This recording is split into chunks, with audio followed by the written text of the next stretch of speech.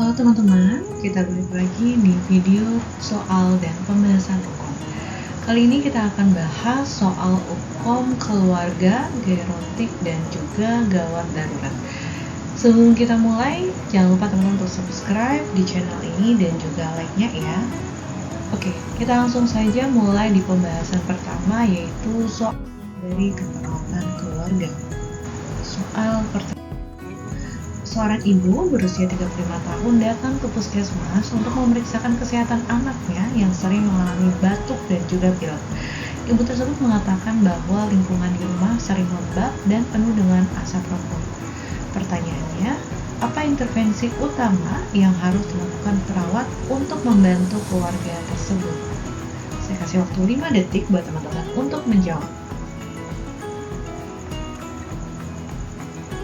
Jawabannya, ya, benar sekali. D. Memberikan penyuluhan tentang dampak asap rokok dan kesehatan anak. Pertanyaan yang ditanyakan adalah intervensi utama, maka kita harus melihat intervensi apa sih yang cocok atau sesuai dengan kasus tersebut. Kita masuk ke pembahasan. Jadi masalah utama yang dihadapi keluarga ini pada kasus tersebut adalah adanya paparan asap rokok yang dapat memperburuk kesehatan anak, terutama dalam hal pernapasan. Oleh karena itu, intervensi utama yang dilakukan adalah memberikan penyuluhan tentang dampak asap rokok, sehingga keluarga dapat membuat keputusan untuk menciptakan lingkungan yang lebih sehat bagi anak. Edukasi mengenai pengelolaan lingkungan yang bebas asap rokok sangat penting untuk mencegah timbulnya penyakit pernapasan kronis. Maka jawaban yang paling tepat adalah memberikan edukasi tentang asap rokok. Sudah paham ya untuk soal pertama? Baik, kita lanjut ke soal berikutnya. Seorang anak berusia 7 tahun mengalami demam tinggi sejak 2 hari yang lalu. Ibu dari anak tersebut datang ke puskesmas dan bertanya tentang cara merawat anaknya di rumah. Pertanyaannya, apa saran perawat yang paling tepat untuk mengatasi demam pada anak tersebut? Saya kasih waktu 5 detik buat teman-teman menjawab. Jawabannya, ya, benar sekali. C. Menganjurkan untuk memberikan cairan yang cukup. Kasus ini berkaitan dengan demam tinggi, maka kita berikan intervensi yang berkaitan dengan demam. Mari kita bahas soal yang ini. Ketika anak mengalami demam, salah satu perawatan yang paling penting adalah memastikan asupan cairan yang cukup agar terhindar dari dehidrasi. Demam menyebabkan tubuh kehilangan cairan lebih banyak melalui keringat dan juga pernapasan. Oleh karena itu, pemberian cairan yang cukup menjadi prioritas dalam merawat pasien demam. Penggunaan kompres hangat juga dapat membantu, namun yang utama adalah hidrasi atau memastikan asupan cairan yang cukup supaya terhindar dari dehidrasi. Oke, jadi sudah paham ya kalau kita menjawab soal terkait dengan demam. Pasti kunci utama dalam kasus demam adalah penanganan terkait asupan cairan. Oke, kita lanjut ke soal berikutnya. Seorang lansia yang tinggal bersama keluarganya mengalami kesulitan berjalan dan sering jatuh di rumah. Keluarganya meminta saran dari perawat tentang cara mencegah lansia tersebut jatuh lagi. Pertanyaannya, apa yang paling tepat dilakukan perawat dalam situasi ini? Saya berikan waktu 5 detik buat teman-teman menjawab. Jawabannya, ya benar sekali, B ya. Jadi memodifikasi rumah supaya terhindar dari area yang licin. Mari kita bahas bersama-sama. Modifikasi lingkungan rumah seperti memasang pegangan di kamar mandi, menggunakan lantai anti-slip, atau juga bahkan bisa menambahkan penggunaan sendal ya di kamar mandi dan memperbaiki pencahayaan di rumah merupakan salah satu tindakan yang sangat tepat untuk mencegah lansia terjatuh terutama di lingkungan rumah. Hal ini lebih efektif dibandingkan hanya meminta lansia lebih berhati-hati. Karena terkadang ketika lansia itu sudah hati-hati, ternyata lingkungannya nggak kita perhatikan. Lantainya licin, tidak ada pegangan, pencahayaannya juga kurang, maka ini tetap akan meningkatkan risiko jatuh pada lansia. Jadi jawabannya adalah kita memodifikasi lingkungan. Oke, sudah paham ya? Kita lanjut soal berikutnya. Seorang ibu hamil datang ke posyandu dengan keluhan sering merasa lelah dan sesak nafas. Hasil pemeriksaan menunjukkan bahwa ibu tersebut mengalami anemia. Intervensi apa yang paling tepat untuk diberikan kepada ibu hamil tersebut? Saya berikan waktu 5 detik buat teman-teman menjawab. Jawabannya, ya benar sekali. A. Memberikan suplemen zat besi dan vitamin C. Di sini kasusnya adalah ibu dengan anemia. Mari kita bahas soal yang ini. Anemia pada ibu hamil sering disebabkan karena kekurangan zat besi. Oleh karena itu, intervensi yang tepat adalah memberikan suplemen zat besi untuk meningkatkan kadar hemoglobin. Vitamin C juga diberikan untuk membantu penyerapan zat besi. Maka edukasi tentang diet tinggi zat besi juga penting kita berikan pada ibu hamil dengan kondisi anemia. Namun selain itu suplementasi juga perlu diberikan untuk mengatasi anemia secara cepat. Nah, maka salah satu kolaborasi dalam pemberian atau penanganan pasien anemia terutama pada ibu hamil yaitu selain kita memberikan edukasi, tapi juga kita memberikan suplemen untuk mengatasi anemia secara cepat. Jadi kalau misalkan edukasi aja kadang masih kurang, apalagi kalau edukasinya tidak terlalu dipahami oleh si pasien. Misalkan kita berikan edukasi hari ini, belum tentu si klien tersebut melakukan apa yang kita informasikan. Maka penanganan yang paling cepat dalam menangani ibu hamil dengan anemia yaitu dengan pemberian suplemen zat besi. Oke, sudah paham untuk kasus anemia. Kita lanjut ke berikutnya yaitu soal keperawatan gerontik. Seorang lansia berusia 68 tahun mengeluh sering merasa pusing saat bangun dari tempat tidur. Hasil pemeriksaan menunjukkan bahwa lansia tersebut mengalami hipotensi ortostatik. Pertanyaannya, intervensi apa yang paling tepat diberikan perawat untuk mengatasi masalah ini?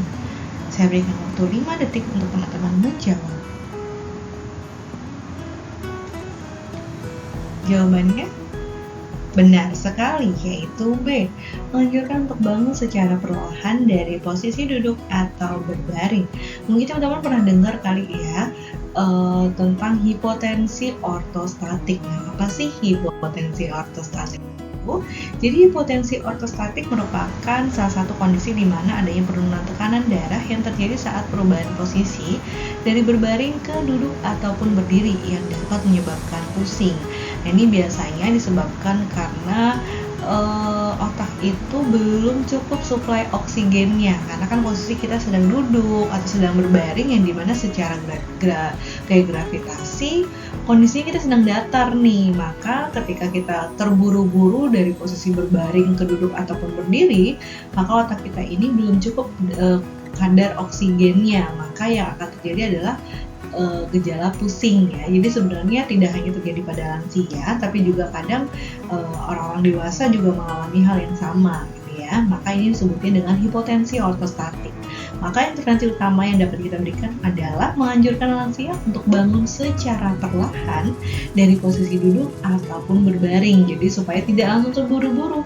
Kalau lagi berbaring, bangun dari tempat tidur itu jangan langsung berdiri, tetapi bertahap mulai dari duduk dulu, kita tunggu beberapa menit, baru setelah itu langsung berdiri, sehingga tubuh dapat beradaptasi dengan perubahan tekanan darah secara bertahap.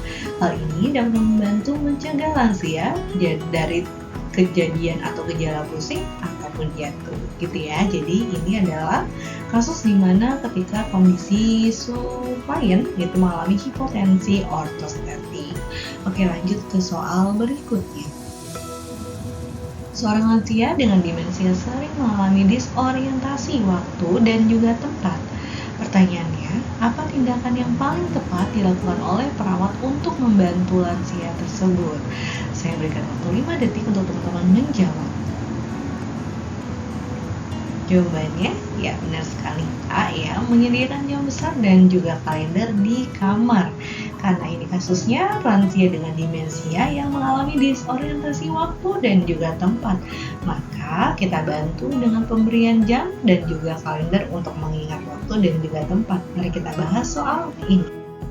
Disorientasi waktu dan juga tempat sering terjadi pada lansia, terutama dengan kasus demensia. Salah satu intervensi yang efektif adalah menyediakan penanda waktu dan juga tempat seperti jam besar dan juga kalender yang dapat membantu mereka memahami waktu dan juga hari. Ini adalah strategi sederhana untuk membantu mereka menjaga orientasi waktu dan juga tempat. Jadi kalau misalkan lansia sudah mengalami demensia, maka biasanya masalah yang akan sering ditemui adalah ketika tiba-tiba lansia tersebut lupa ini waktu sudah pagi atau malam atau sore, bahkan lupa tempatnya ini lagi di mana. Maka kita siapkan jam dinding yang cukup besar dan juga kalender sebagai penanda waktu, ya. Baik, ini adalah pembahasan terkait dengan masalah disorientasi waktu dan juga tempat yang terjadi pada lansia dengan demensia. Oke, kita lanjut ke soal berikut. Seorang lansia dengan inkontinensia urin sering merasa malu dan juga cemas karena sering mengalami kebocoran urin. Pertanyaannya, apa intervensi yang tepat untuk membantu lansia ini mengatasi masalah tersebut? Saya kasih waktu 5 detik untuk teman-teman menjawab. Ya, jawabannya benar sekali. B. Memberikan latihan otot dasar panggul atau yang kita sebut dengan Kegel exercise. Mungkin kalau teman-teman pernah belajar maternitas, Kegel juga diajarkan ya untuk ibu-ibu melahirkan pasca melahirkan. Karena memang fungsi Kegel exercise itu adalah untuk mengencangkan otot-otot dasar panggul. Nah, mari kita bahas soal ini ya. Nah, latihan dasar panggul atau Kegel exercise ini dapat membantu memperkuat otot-otot yang mengendalikan kandung kemih dan juga bisa mencegah terjadinya inkontinensia urin. Apa sih Kak inkontinensia urin? Jadi adalah kondisi di mana lansia tersebut itu nggak bisa nahan pipis. Jadi ketika kondisi kandung kemihnya penuh, mungkin kalau kita yang masih normal bisa mungkin ya menahan pipis terlebih dahulu gitu. Nah, buat klien-klien atau pasien yang mengalami inkontinensia urin, ini mereka tidak bisa menahan pipisnya gitu. Bahkan mungkin sedikit urin saja pun bisa langsung dia istilahnya mengompol gitu ya. Nah, ini adalah kondisi di mana otot-otot di dasar panggul itu melemah gitu. Maka kita bisa memberikan intervensi dengan Kegel exercise atau latihan otot dasar panggul. Nah, intervensi ini ternyata efektif untuk meningkatkan kontrol kandung kemih tanpa mengurangi asupan cairan yang penting untuk mencegah dehidrasi. Jadi penanganannya itu bukan untuk mengurangi asupan cairannya, tapi kita kuatkan otot-otot dasar panggul sehingga klien tersebut bisa untuk meningkatkan kontrol kandung kemihnya, jadi bisa untuk menahan lagi gitu ya. Karena kalau kita manajemennya dengan membatasi asupan cairan, maka akan ada risiko klien tersebut akan mengalami dehidrasi. Oke, sudah paham ya terkait dengan kasus-kasus inkontinensia urin. Oke, kita lanjut ke pembahasan berikutnya. Soal 8. Seorang lansia yang tinggal di panti jompo mengeluh nyeri sendi kronis akibat osteoartritis. Pertanyaannya, apa tindakan yang paling tepat untuk mengurangi rasa nyeri pada lansia tersebut? Silakan buat teman-teman untuk menjawab dalam waktu 5 detik. Jawabannya benar sekali, kita ajarkan teknik kompres hangat dan dingin secara bergantian. Kira-kira kenapa sih harus kita berikan teknik kompres hangat dan dingin secara bergantian? Mari kita bahas. Oke, jadi pembahasannya ini kenapa sih harus kita berikan kompres hangat dan juga dingin? Jadi kompres hangat ini ternyata dapat membantu meredakan kekakuan pada sendi. Sementara kompres dingin dapat berguna untuk mengurangi peradangan dan juga pembengkakan. Teknik ini adalah intervensi non-farmakologis yang efektif untuk mengurangi rasa nyeri pada lansia dengan osteoartritis dan juga dapat dilakukan secara mandiri baik itu oleh klien ataupun dengan bantuan keluarga. Jadi kita sebagai seorang perawat, karena kita nggak punya wewenang untuk memberikan intervensi farmakologis, karena itu kalau farmakologis kolaborasi ya dengan dokter, maka kita berikan intervensi yang mandiri kita, yaitu memberikan intervensi non farmakologisnya berupa kompres hangat dan juga kompres dingin. Dimana kompres hangat tadi untuk meredakan nyerinya, sedangkan untuk yang dingin itu untuk mengurangi peradangan dan juga pembengkakan. Nah, teknik non farmakologis juga dapat dilakukan secara mandiri. Jadi ketika nanti kita sudah mengajarkan kepada klien dan juga keluarga, maka next berikutnya bisa langsung dicoba sendiri oleh pasien atau klien dan juga keluarganya, gitu ya. Oke, kita lanjut ke soal keperawatan gawat darurat. Soal selanjutnya, seorang pasien berusia 35 tahun tiba di unit gawat darurat setelah mengalami kecelakaan lalu lintas. Pasien tidak sadarkan diri, mengalami perdarahan aktif di kepala dan memiliki denyut nadi yang cukup cepat dan juga lemah. Pertanyaannya, apa prioritas utama perawat dalam menangani pasien ini? Silakan teman-teman menjawab soal ini dalam waktu 5 detik. Jawabannya, ya benar sekali. Menstabilkan jalan napas dan memastikan ventilasi. Ingat, kasus-kasus gawat darurat kita gunakan rumus ABCD, Airway Breathing Circulation. Maka kita bahas hal yang ini. Prioritas utama dalam penanganan pasien trauma adalah ABC, Airway Breathing and Circulation.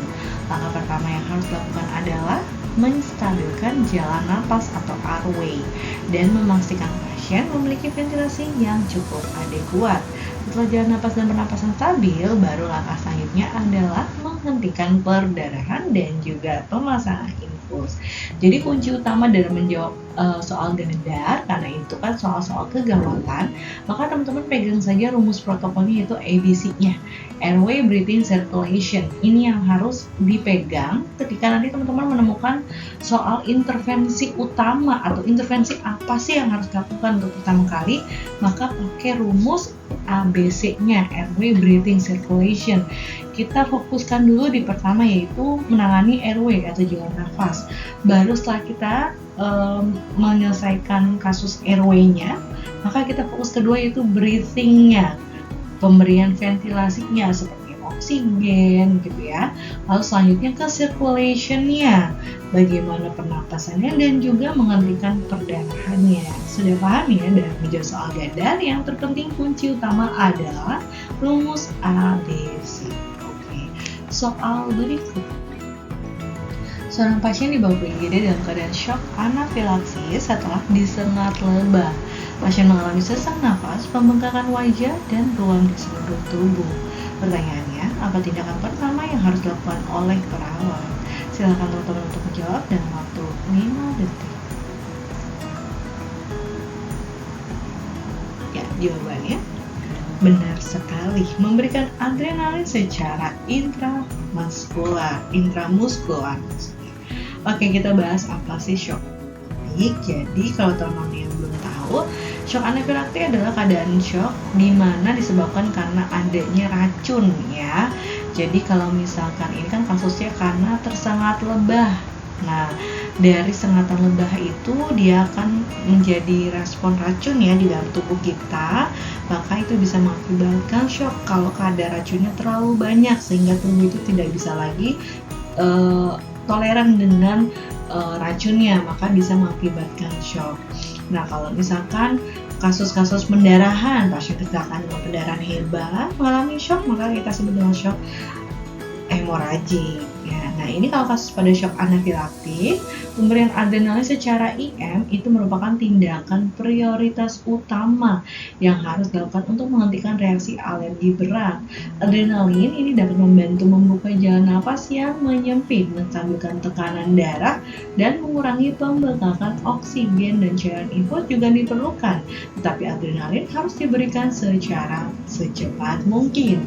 Nah, jadi adrenalin ini menjadi salah satu tindakan untuk airway-nya ya. Dia akan membantu buka jalan nafas yang menyempit karena tadi disebabkan karena shock anafilaktik.